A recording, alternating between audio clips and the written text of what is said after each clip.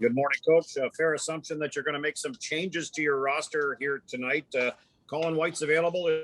Does it look like he's going tonight? Yeah, Whitey's back in for us. Josh Brown will go back in on the right side, and obviously with Riley out, Goodbranson will go as well. On this day of sort of uncertainty, do you address anything with the players regarding the trade deadline, or do you just kind of ignore it? No, I think I ignore it. I mean, we're at the point, I think the guys that, have a possibility of getting moved know, who they are and where they're at in their career. But for, 90% of our team, that is a young group that's part of the core, that are coming into play or that have just gotten here. It really doesn't involve them. So really it's for them just to get ready for the game.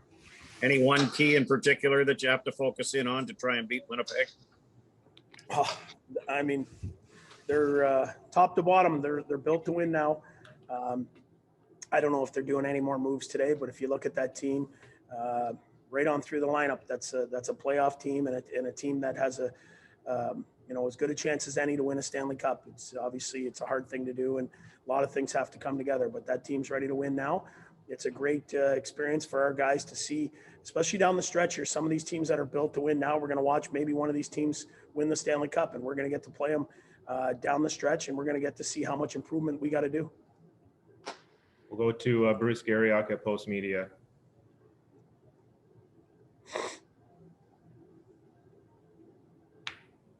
Riley and Coburn being moved, what kind of an opportunity does this create for Brandstrom? And then I just had one more for you. Well, Mike Riley had a heck of a year for us. I think he led our team in Corsi.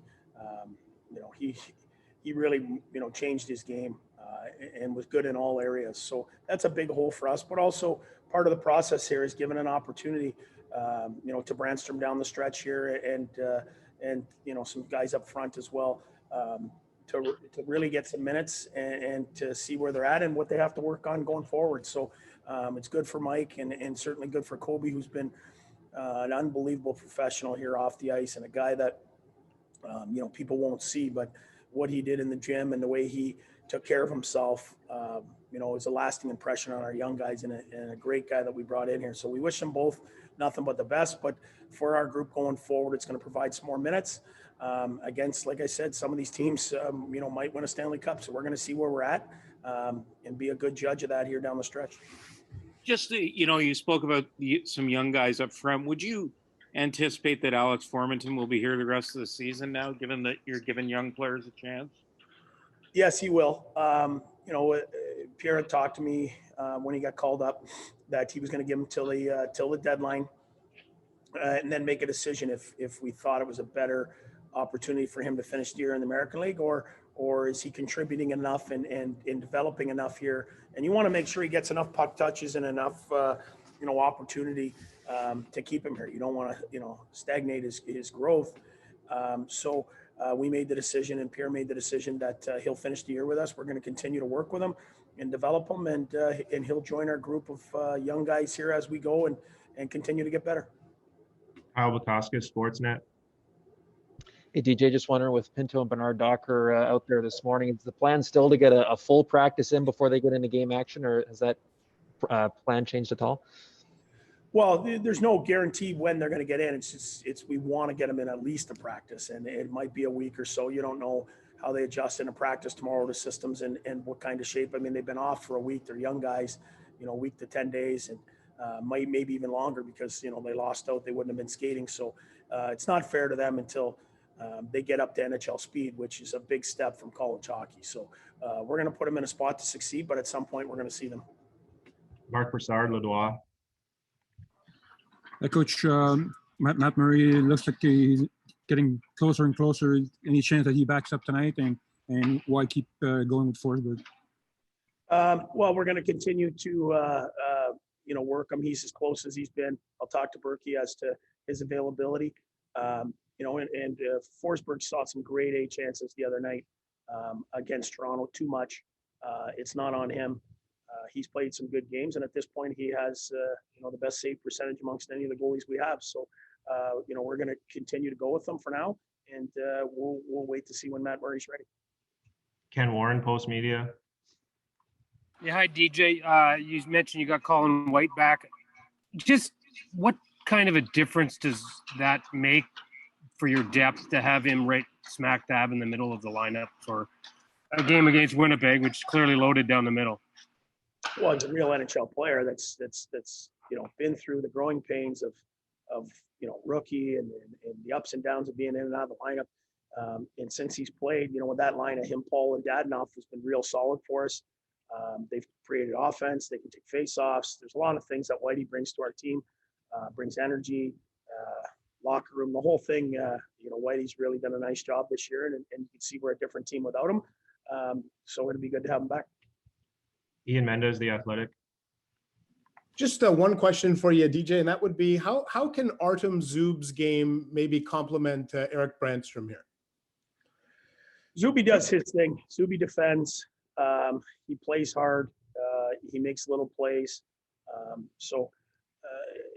He puts guys on the board. He can end the cycle. So, I mean, it's up, obviously, hopefully there's some camaraderie there with Branny. Branny's just got to worry, about his game. And I think Zuby's a quiet guy that just goes about playing hard and is always there to back you up. So, there's not a ton of communication, but he's a solid guy, and hopefully those two can kick it off. John Abbott, TSN. Hi, DJ. You have the win against the Jets this year. You played some close games, including the last one against the Jets. What are you doing when you're playing well against that team? Well, you have to keep their big guys off the board. I mean, and when I say that, it's 2 to 3 lines of guys that can score. Their power plays lethal, and we got to get timely goals. When we beat them, we checked them all night and stayed in the game. Didn't let them jump all over us early. So they're a team that really can come out and jump on you. We've got to be ready when the puck drops, because they can roll 4 lines over at you with 60 that just keep coming. So we got to be ready when that thing drops tonight. Final one is Kelly Moore at 680 CJOB. Hey, DJ, and further to what John just asked you, would you agree that maybe the biggest difference in this series has been that big period that Winnipeg has been able to thrust upon you? I mean, even in the last visit, they had that 3-goal first period, 3 other games they've had 3 or more goals in a period. Is that been the determining difference, or is it something else? I think it's their big players. I think, we've shown that, when we don't have it, the nights we have a tough time keeping the other team's best players off the board, much like the other night in Toronto. And I think, we got guys that are going to be that guy, and the patience is the key. I mean, Norris has done it a lot of nights for us. There's some guys on the back end that are, not pure shutdown guys that, have been exposed at times, and there's guys coming, and there's guys getting better. And for us, no matter what team it is, these are valuable learning lessons for us. And we look to be, down the stretch here to play every game right to the last minute and continue to get better so that, we don't deal with these kind of things next year.